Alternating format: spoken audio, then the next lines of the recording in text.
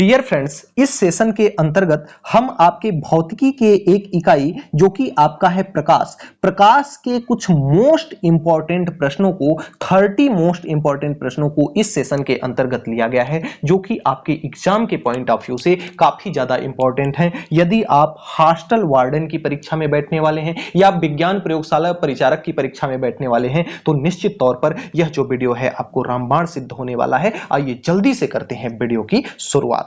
तो आज के सेशन का जो फर्स्ट क्वेश्चन है कहता है प्रकाश छोटे छोटे कणों से मिलकर बना होता है जिसे हम क्या कहते हैं, फोटॉन।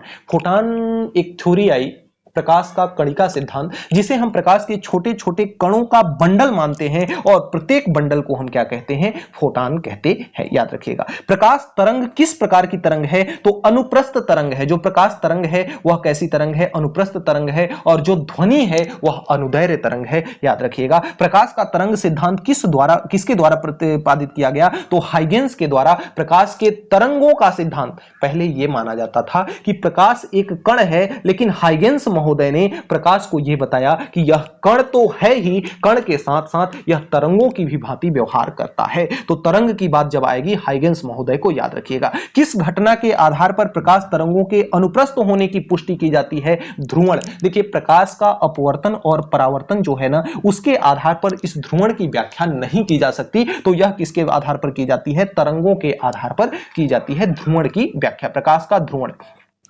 प्रकाश के विद्युत चुंबकीय स्वरूप की खोज किसने किया, तो इसकी खोज जो प्रकाश है उसके विद्युत और चुंबकीय यानी प्रकाश को यह बताया गया कि यह इलेक्ट्रोमैग्नेटिक वेव है, यानी विद्युत चुंबकीय तरंग है। यह किसने बताया, मैक्सवेल महोदय ने बताया। अगले क्रम में जो प्रश्न है आपका कहता है कि किसने सर्वप्रथम यह दिखाया कि प्रकाश तरंगों का विवर्तन होता है। तो विवर्तन की घटना सबसे पहले जिन्होंने दिखाया उनका नाम क्या है, उनका नाम है ग्रेमाल्डी। क्या नाम है, ग्रेमाल्डी। याद रखिएगा प्रकाश विद्युत प्रभाव का प्रतिपादन किसने किया, हमारे आइंस्टाइन महोदय ने किया। और हमारे भौतिकी के जनक माने जाते हैं कौन, आइंस्टाइन महोदय। कौन सी घटना प्रकाश और ध्वनि स्रोतों दोनों में घटित होती है, तो प्रकाश की ध्रुवण की घटना जो है वह ध्रुवण आपके ध्वनि में भी होता है और आपके किस में होता है, प्रकाश में भी होता है। अगले क्रम में जो प्रश्न है कहता है कि किसी अवरोध को कोर से प्रकाश का मुड़ना क्या कहलाता है, प्रकाश का विवर्तन कहलाता है। प्रकाश का मुड़ना ही क्या कहलाता है, प्रकाश का विवर्तन कहलाता है। इसका बेस्ट एग्जांपल देखिए कि जैसे अगर हम ये मानते हैं कि अगर सबसे पहली प्रकाश की जो थ्योरी है कहती है प्रकाश एक सीधी रेखा में गमन करता है। अगर प्रकाश सीधी रेखा में गमन करता तो यदि आपके किसी भी रूम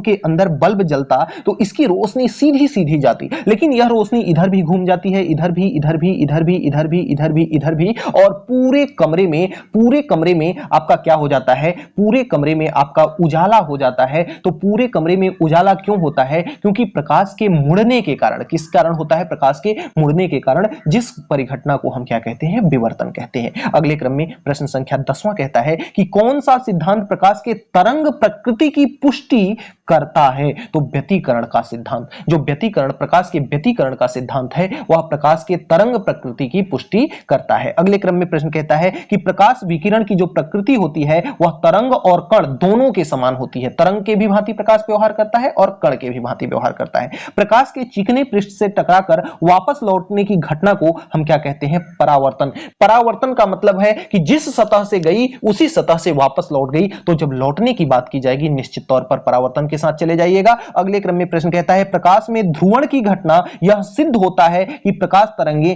कैसी तरंगे हैं, अनुप्रस्थ तरंगे हैं। प्रकाश तरंगे अनुप्रस्थ तरंगे हैं और ध्वनि तरंगे अनुदैर्घ्य तरंगे हैं। प्रकाश का वेग सर्वप्रथम किसने ज्ञात किया, तो रोमर नामक वैज्ञानिक थे जिन्होंने प्रकाश का वेग ज्ञात किया। प्रकाश का वेग कितना होता है, 3 ×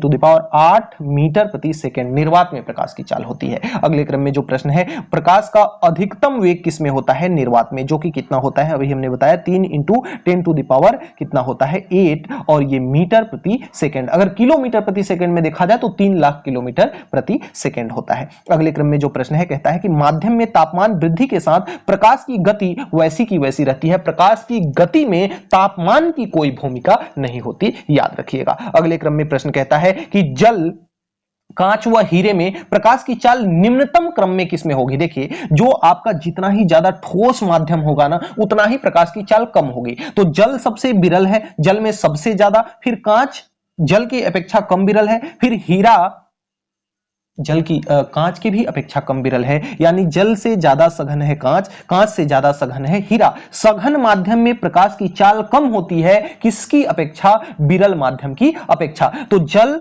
फिर कांच, फिर हीरा, इसका राइट जवाब हो जाएगा। अगले क्रम में प्रश्न कहता है कि चांद्रमा से पृथ्वी तक आने में प्रकाश को कितना समय लगता है? चांद्रमा से पृथ्वी तक आने में प्रकाश को कितना समय लगता है? 1 सेकंड का, मात्र 1 सेकंड का समय लगता है। और जबकि सूर्य से प्रकाश को आने में 8 मिनट 24 सेकंड का समय लगता है। अब समझ लीजिए कि सूर्य से चांद्रमा से कितनी दूर पर स्थित है सूर्य। अगले क्रम में प्रश्न कहता है कि सूर्य की रोशनी को पृथ्वी तक पहुंचने में कितना समय लगता है? तो 8 मिनट 16 सेकंड लगता है, 16.6, यानी 16 से थोड़ा सा अधिक लगता है, 8.16.6। कहीं कहीं आपको 8 मिनट 24 सेकंड भी मिल जाएगा, लेकिन जो राइट है वह 8.16 सेकंड हो जाएगा, और ये 0.6 सेकंड भी इसमें जोड़ लीजिएगा। अगले क्रम में प्रश्न कहता है कि सूर्य ग्रहण के समय सूर्य का कौन सा भाग दिखाई देता है? तो उसका किरीट भाग जो होता है, जिसे हम कोरोना कहते हैं। सूर्य के अंदर कई परत होती हैं, जिसमें से एक परत होती है किरीट। तो सूर्य ग्रहण के समय सूर्य का कौन सा भाग दिखाई देता है? किरीट भाग दिखाई देता है, जिसे हम कहते हैं कोरोना। ये वो वाला कोरोना नहीं है, वायरस वाला। पूर्ण सूर्य ग्रहण अधिकतम कितने समय तक रह सकता है? तो अधिकतम समय जो है पूर्ण सूर्य ग्रहण वह 460 सेकेंड तक ओनली रहता है, इससे ज्यादा पूर्ण सूर्य ग्रहण नहीं रहता है। अगले क्रम में प्रश्न कहता है सूर्य ग्रहण तब होता है जब चंद्रमा बीच में आ जाता है। पृथ्वी और सूर्य के बीच में जब आपका छोटू सा चंद्रमा आ जाएगा, तो पृथ्वी पर सूर्य की किरणें आनी बंद हो जाएंगी, जिसे हम कहते हैं सूर्य ग्रहण कहते हैं। चंद्र ग्रहण घटित होता है तो हमेशा पूर्णिमा के दिन चंद्रमा पूरा होता है। तो चंद्र ग्रहण जो होता है हमेशा पूर्णिमा के ही दिन होता है, इस चीज को याद रखिएगा। सूर्य ग्रहण हमेशा अमावस्या के दिन होता है, अमावस्या, सूर्य ग्रहण अमावस्या के दिन, और चंद्र ग्रहण हमेशा पूर्णिमा के दिन होता है। अगले क्रम में प्रश्न कहता है एक कटा हुआ हीरा जगमगाता है क्यों? पूर्ण आंतरिक परावर्तन। हमने बताया ना, पिछले वीडियो में हमने एक चर्चा किया था कि यदि कोई अगर हीरा है तो हीरा चमकता क्यों है? अगर कोई प्रश्न कहता है, आपसे पूछता है कि आपका हीरा चमकता क्यों है, तो आप आंख मूंद करके उत्तर दीजिएगा, प्रकाश के पूर्ण आंतरिक परावर्तन की घटना के कारण जो हीरा है वह क्या करता है? चमकता है।